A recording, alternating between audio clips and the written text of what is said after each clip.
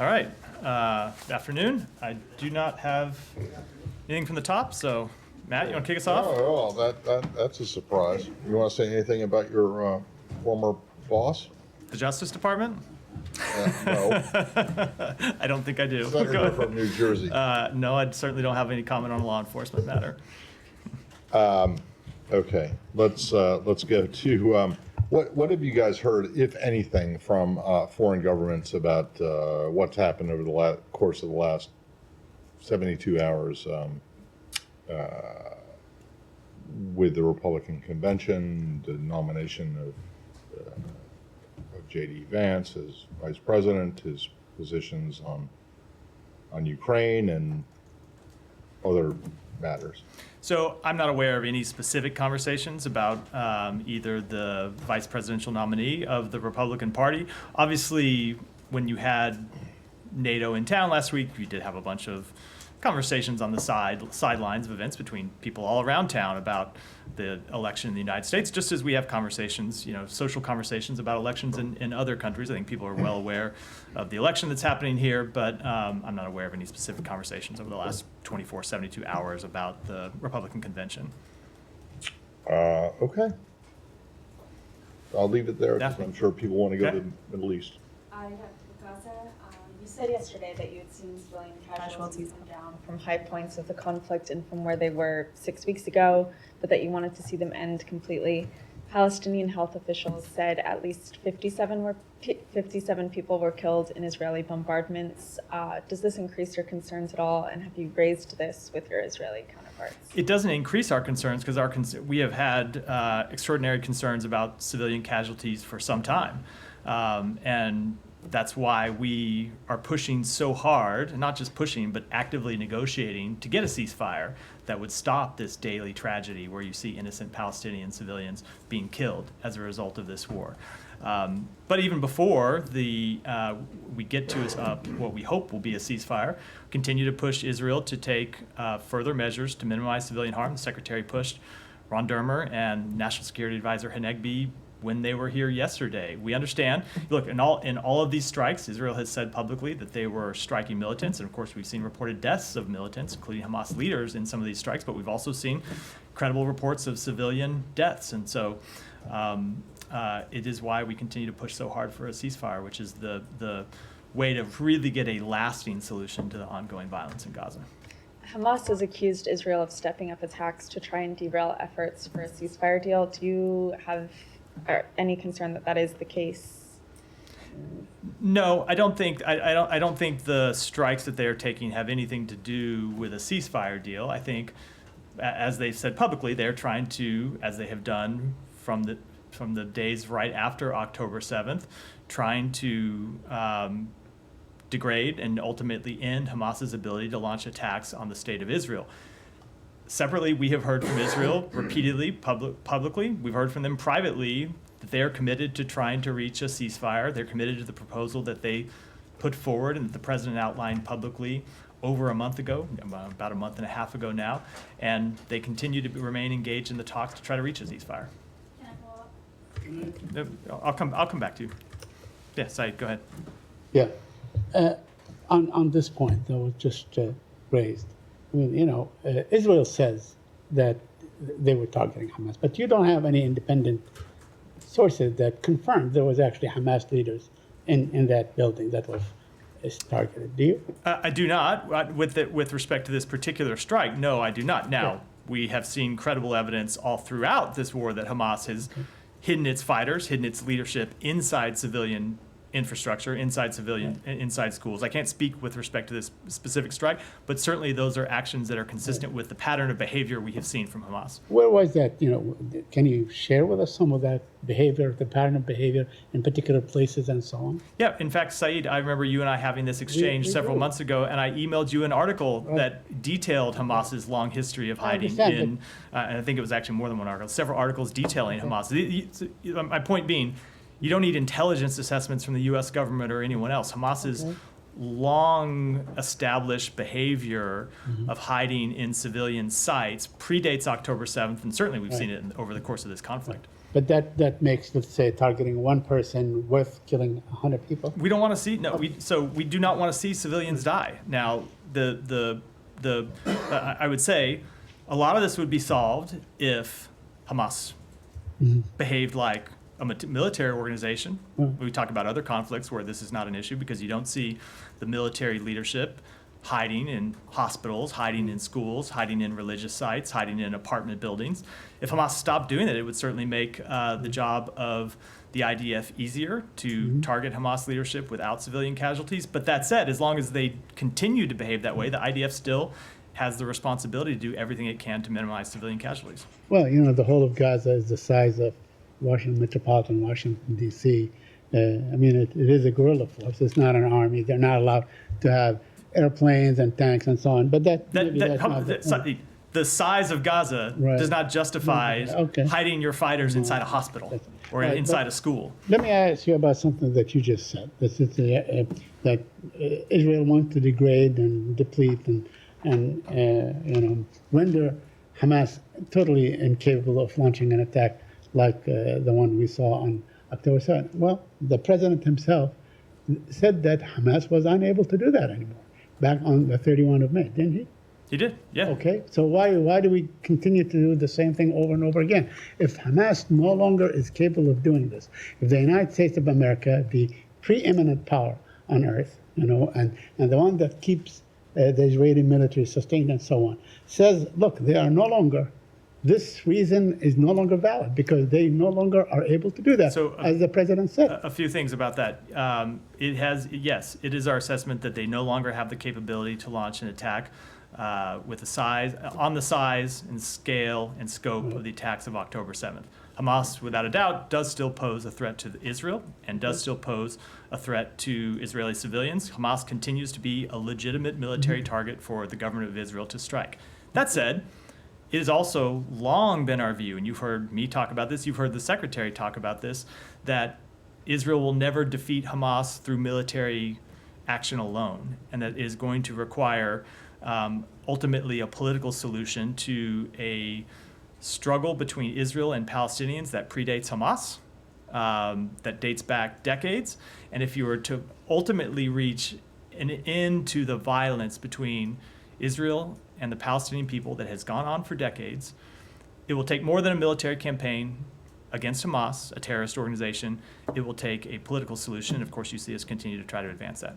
So taking these two positions exactly that you just articulately illustrated, isn't that like a catch-22 situation? The war will go on forever because there will always be Palestinians who will fight the Israeli occupation, no matter what, under whatever conditions. So are you saying this war can go on forever? We need to have completely neutralized Hamas, completely neutralized movement. I think that question ignores everything I have said and everything that we have been pushing to try to do for some time now. Let me just finish. It ignores the fact that we are pushing to obtain a ceasefire to stop the immediate death in Gaza.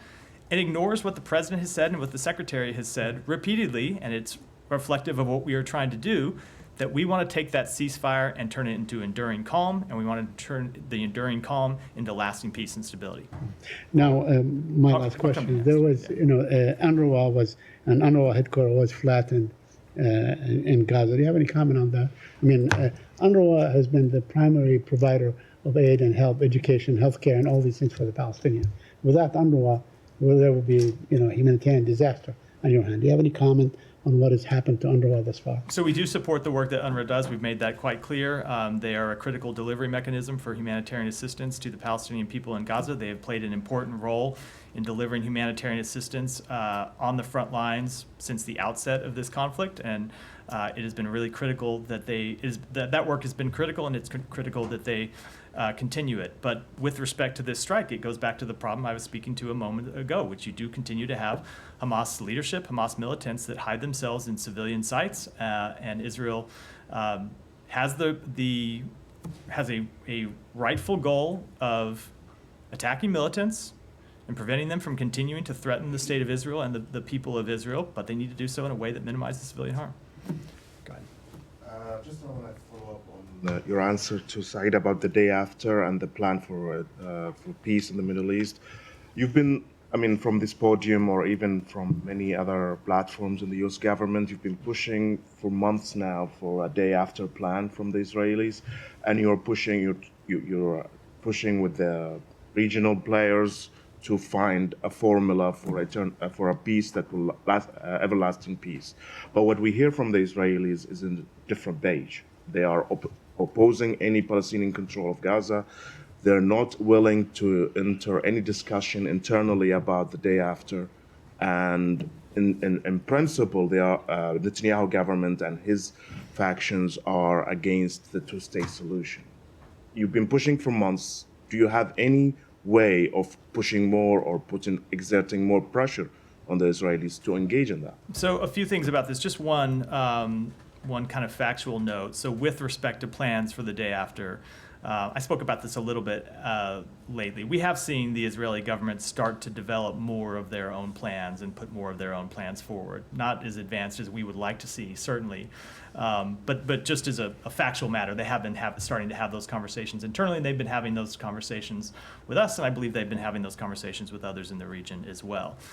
Which is not to say that there is a fully formed plan that is ready to go, or certainly one that would be acceptable to the broader community, but they are at least advancing in their thinking of that issue.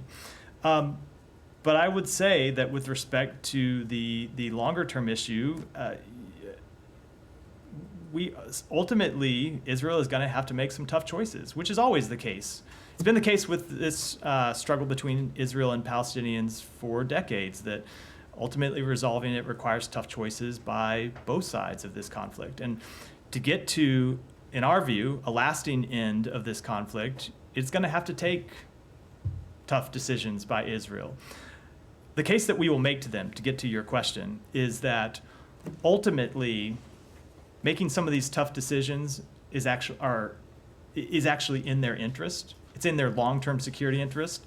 It is, of course, in the interest of the Palestinian people to see lasting stability in Gaza, to see reconstruction, to see a better form of governance than what they've had since Hamas took control of the Strip a couple of decades ago. But it's also in Israel's long-term security interest to find a lasting resolution to this conflict. So we will continue to press that case to them, but they will have to make decisions for themselves, as every sovereign country has to do. But it is just our view, and we certainly hope that the people of Israel will ultimately endorse this view as well, that continuing to have this long-term security threat staring them in the face is a problem for their security, and it is a barrier to their long-term integration with the region, which is something Israel has wanted from the very founding of the state.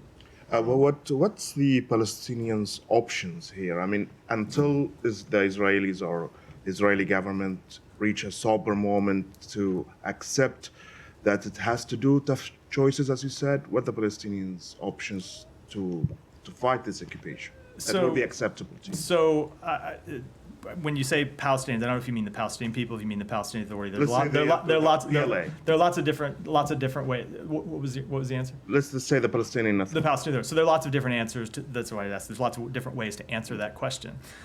We think there are things that the Palestinian Authority can do. We think there are reforms that the Palestinian Authority can make that will make it clear that they are a reformed, revitalized authority that can serve as a credible governing structure, both for the people of the West Bank and the people of Gaza. And that's a message that they could send both to the government of Israel, but also to the Palestinian people, who we know want to see a reformed PA. So that is one thing. Ultimately, what we are trying to do is work with the Palestinian Authority and work with partners in the region who we know want to see lasting peace and stability and want to see the establishment of an independent Palestinian state.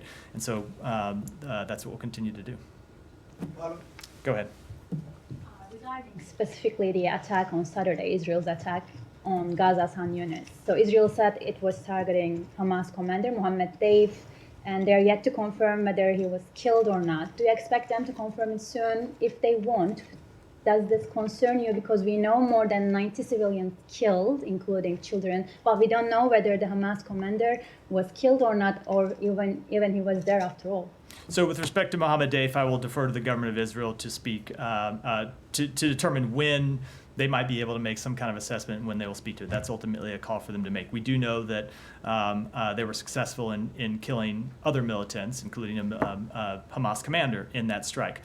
But that said, to answer the question, no, the deaths of any civilians are not acceptable. We don't accept the deaths of civilians in any strike. And that is why we continue to push for a ceasefire to stop this daily death inside Gaza.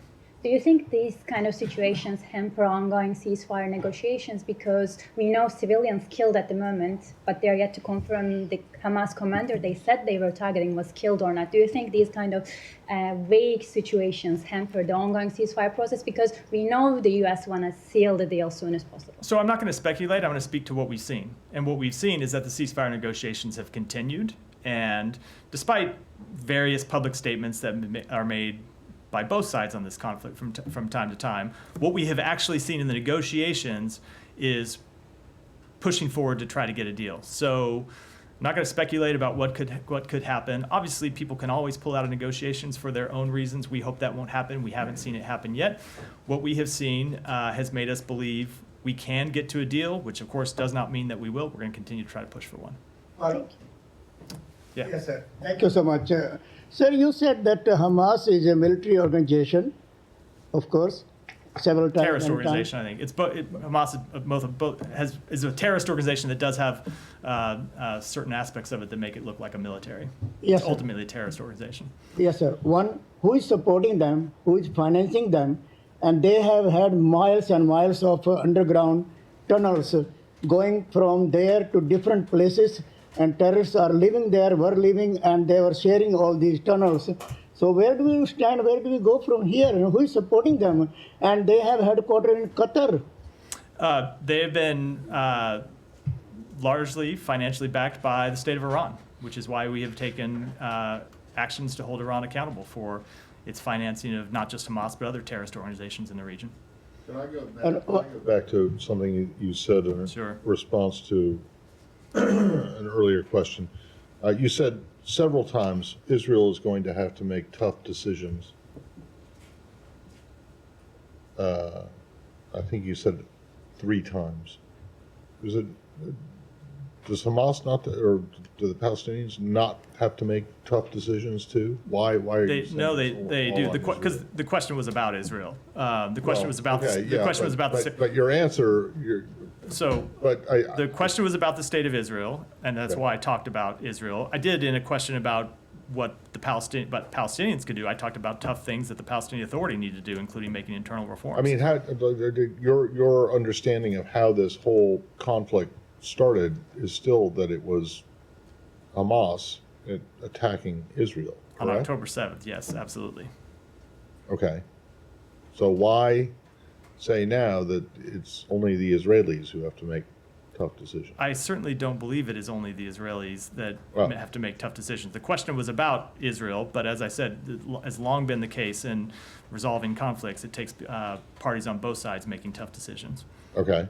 So Hamas has to make a tough decision too? Is that? Well, I mean, it depends how you look at it. We think it ought not to be a tough decision to reach a ceasefire because it would alleviate the suffering of the people that they claim to represent. But it certainly has been tough. Well, It has been tough for them to come to that decision Well, here to date. Well, okay, fine, but then it ought not to be a tough decision for Israel either, right? Because they would get, according to you, Ought not. according to your theory here, if they take a tough decision and agree to a ceasefire, they're going to be safe. So ought not be, but would that the world were so simple, Matt. Would that the world be safe. Okay. Go ahead. Same in connection with what I had. Recently, in this question, recently Prime Minister Modi of India was in Moscow meeting with President Putin. They discussed about this situation in the Middle East in a big range many times, including this time when NATO meetings were going on here. So where do we go as far as Prime Minister Modi's discussion with President Putin that this war must be ending and countries must come to an end to have a peace for peace forever in the Middle East between these nations, Israel and other countries, wars going on in the region. So I don't have any specific comment on that other than that, as we have said before, we have never seen Russia willing to play any kind of a productive role in resolving conflicts in the Middle East, certainly this conflict in the Middle East. Thank you, sir. Yeah. Shannon, go ahead. Sorry. Is it okay to change the topic? Change region. In Thailand, in a luxury hotel in Bangkok, 6 people were found dead, including 2 American nationals. Police are investigating it as a possible poisoning case. Are you in contact with your Thai counterparts and assisting in any way? So we are aware of the reports of the deaths of 2 U.S. citizens in Bangkok, Thailand. We offer our sincere condolences to the families on their loss. We are closely monitoring the situation and stand ready to provide consular assistance to those families. Whenever a U.S. citizen dies in a foreign country, local authorities are responsible for determining the cause of death. We do reach out to local authorities often to communicate with them when it involves the death of a U.S. citizen, and we will certainly be doing so here. But I would defer to the local authorities for any further comment on what I believe is an ongoing investigation. And Secretary Blinken spoke with the Thai foreign minister earlier today, I believe. Did the deaths come up on the phone call at all? So the call happened around 9 o'clock this morning. I think it might have been before we saw the reports of the death, so I don't know that it came up in the call, but I'll have to check and get back with you to confirm. Yeah, keep going. I was wondering if you have any updates on the RFERL journalist detained in Russia, also Kurmasheva. Has any new information come to light to be able to designate her as wrongfully detained? No, I don't have any new information to report. Obviously, as we've said, journalism is not a crime, and we have urged her swift release. But I don't have any new information to provide about a wrongful detention determination.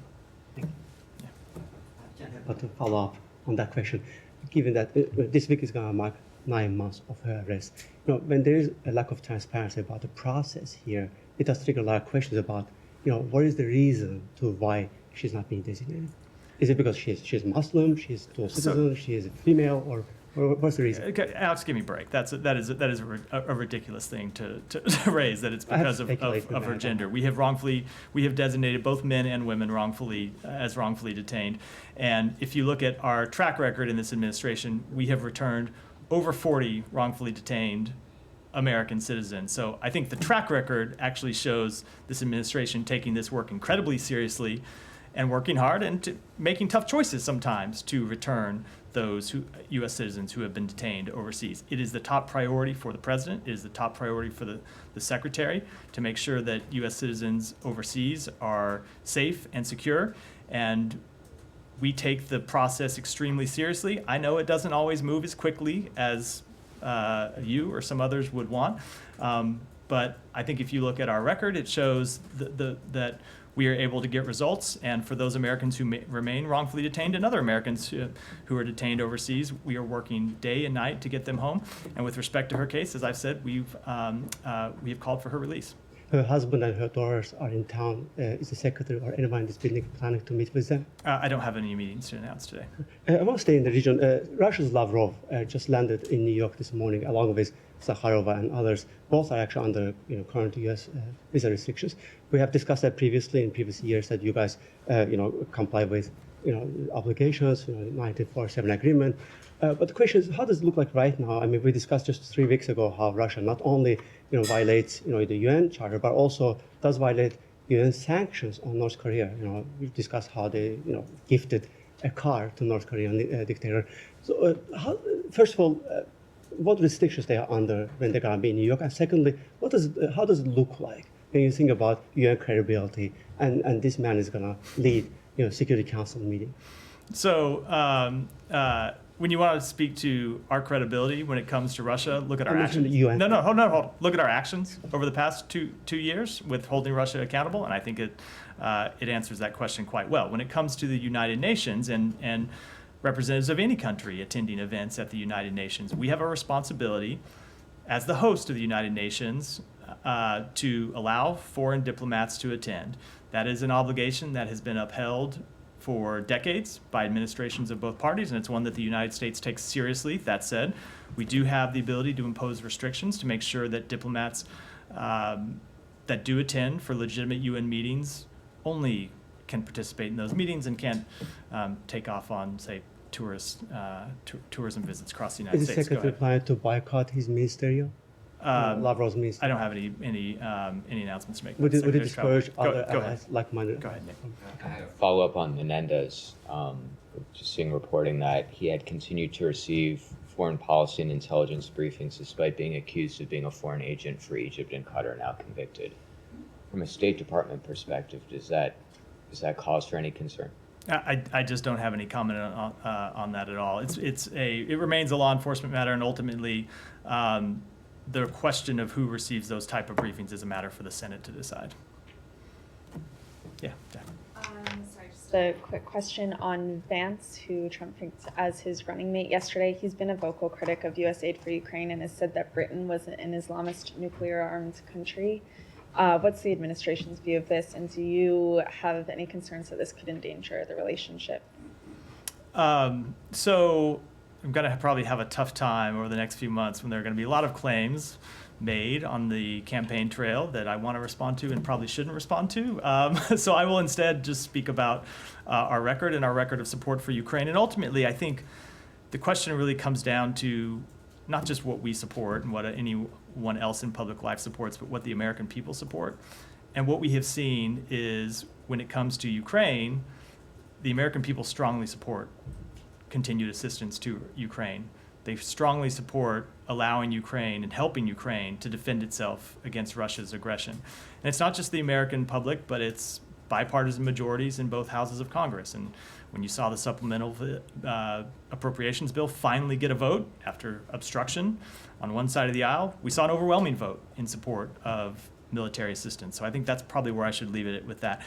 And with respect to the United Kingdom, look, we have a long-standing, close relationship, a special relationship with the United Kingdom. And despite any kind of, I won't comment at all. I think the American people understand the importance of that relationship and would reject any attempts to mischaracterize it. Yeah.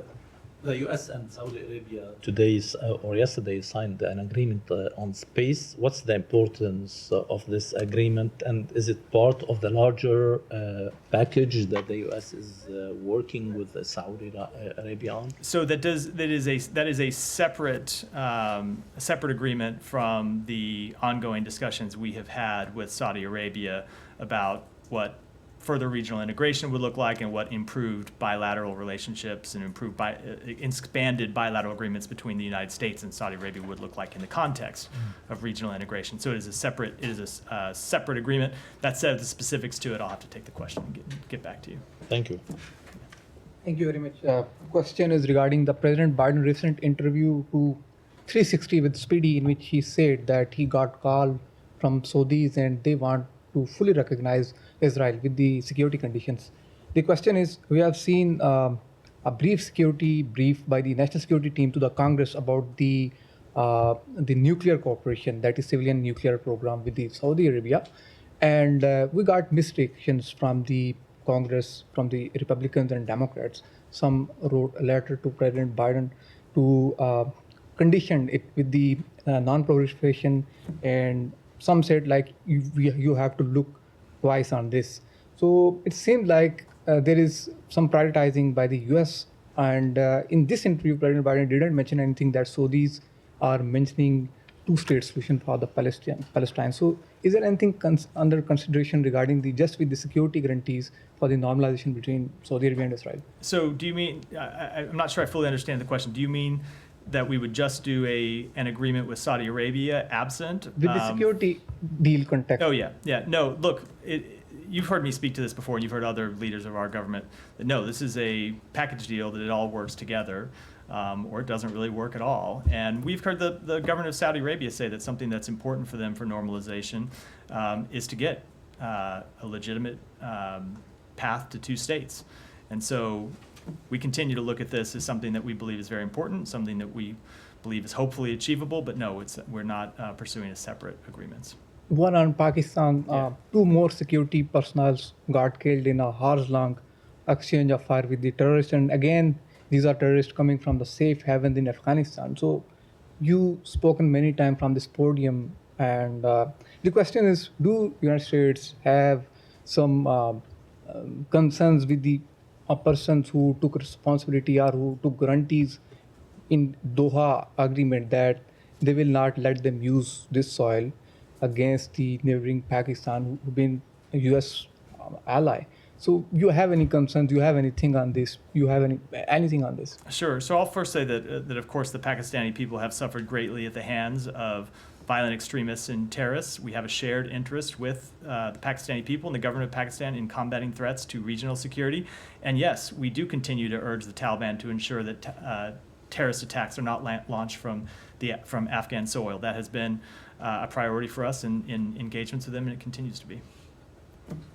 Yeah, Michelle. On the diplomatic solution between Israel and Hezbollah, is there an agreement already ready to be signed in case there is a ceasefire in Gaza? So I'm not going to speak in detail to the diplomacy that we have been pursuing to resolve the conflict across the blue line, other than to say that it continues to be our assessment that it's important to get a ceasefire in Gaza to unlock the possibility of an agreement to that conflict. So it's something that we're pursuing, but you've heard Hezbollah say publicly that if there is a ceasefire in Gaza, they will stop their attacks on Israel. We don't think they need to wait for that, but certainly that's what they've said. So we'll continue to pursue diplomacy to resolve that conflict, but we really do think a ceasefire in Gaza is important to unlocking a further possibility of achieving it. Thank you. Who's that? Yeah, go ahead. Thank you very much. Joel, I'll come to you next. Yeah. Thank you very I much. knew there was somebody over there. There was somebody over here that had their hand up. Go ahead. Thank you very much, Matt. As you mentioned earlier, that elections are getting close, so you are going to be asked questions about campaigns. So Sarah Sanders, when she was the spokesperson at the White House, her child and my child were in class, but for 4 years I did not go to the White House press briefings. But when this administration came and I did go, I was not treated anything much nicer either. Is this about the stool again at the White House? You raised this in a previous briefing, stool, and I didn't know. It's the handicap seat, and I don't think it's funny at all. No, I didn't understand. I didn't know that's what it was. I remember you raising it previously. I'm just saying the elections are coming, so I had much better. I had very good hopes from President Biden administration regarding the media treatment. What I'm saying is that during their time, I did not even go once for the press briefing because their attitude. Let me just interrupt you quickly to ask that you get to the question. Sorry. As much as I enjoy the extended wind-ups. So Voice of America had asked you a question that Taliban are asking about the helicopters from Uzbekistan, and you had said that you would reply them back. Is there any update about those helicopters or no? We did get back to Voice of America. If you're interested in the answer, I'll take it back and get the same answer back to you. Just one last question. Last week, a couple of weeks ago, I had a chance to listen to one of the three of amazing diplomats, Ambassador Munter, Ambassador Hale, and Ambassador Peterson. And Peterson, they all served in Pakistan as ambassadors. One of them said that it's great that Pakistan is off the back, so we don't have to pay billions of dollars every year. Ambassador Ann Peterson said that the fifth largest country in the world should not be let down and should not be the way it is basically right now. Just give me a little bit of the Indo-Pacific strategy. Where is Pakistan fitting in this whole situation right now? Because from what I see, Pakistan seems to be going down in almost every aspect that I can think of. So Pakistan continues to be a close partner that we work with on a number of important matters, including improving the Pakistan economy. You've heard me speak a number of times to the importance of securing an IMF facility and Pakistan making reforms in that regard, and we'll continue to do so. All right, Thank Joel. you, Matt. Thanks, Matt. Just wanted to, I guess, follow up really briefly on the Saudi Arabia question. Yeah. Just be clear that the president's characterization of it was broadly correct. And then, do you think that you have time to, in this administration, to work out that kind of deal if events unfolded in Israel the way you want, or has that window closed? So I don't want to put a timeline on it, partly because, look, you've heard the secretary say that in his conversations with the Crown Prince of Saudi Arabia, there are two things that he needs to be able to reach a deal. One is calm in Gaza. Two is a path to an independent Palestinian state. We don't yet have a calm in Gaza, so it's a little hard to speculate about the timeline of a normalization deal when we haven't reached the first milestone. So we're going to continue to push to get calm in Gaza, to get a ceasefire. We have plans we are working with our partners in the region on security and governance and ultimately reconstruction for Gaza in the period after a conflict. And as part of that, we are discussing with Saudi Arabia what a broad normalization integration deal would look like. But there is a lot of work that remains to be done to get there, including, of course, the question about a ceasefire in Gaza. Okay, and then if I could just follow up also on the Russia question. Sergei Lavrov's in New York today, and he mentioned, obviously there's been talk about possible more, peace talks with Ukraine and Russia at some point. He mentioned that a political diplomatic solution must be accompanied by concrete steps to eliminate threats to the Russian Federation from the Western Euro-Atlantic direction. It seems to be a reference to that draft treaty they put out in 2021. I know you're very deferential to the Ukrainians in terms of talking about the Ukrainian position there. Are you guys willing at all to have some kind of larger conversation connected to that process?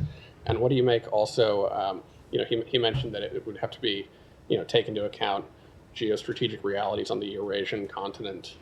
There's been a lot of talk in this room and elsewhere about China enabling Russia's defense industry for the war in Ukraine. Is it your understanding that China is also backing Russia in terms of its negotiating position or desired negotiating position vis-a-vis NATO and that larger project? So when it comes to the this wasn't part of the question, but maybe the premise of the question. You're right that we do think that Ukraine needs to be at the forefront of any diplomacy to end the war because they are the victim of this aggression. It is their territory that's being occupied. It's their people that have been killed, that continue to suffer as a result of a war that they did not start, that they've suffered from.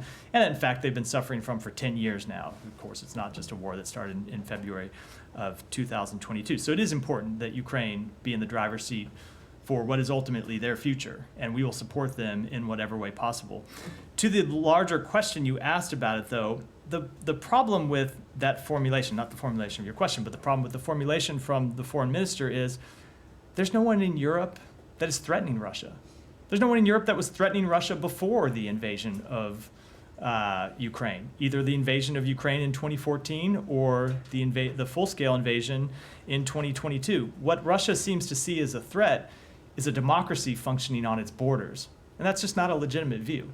There's not been a military threat. No one has threatened to take Russian territory, to take Russian land. So we reject that view, and so we'll continue to work with our Ukrainian partners on where diplomacy can take ultimately ending this conflict with a just peace, not just a peace, but a just and a lasting peace.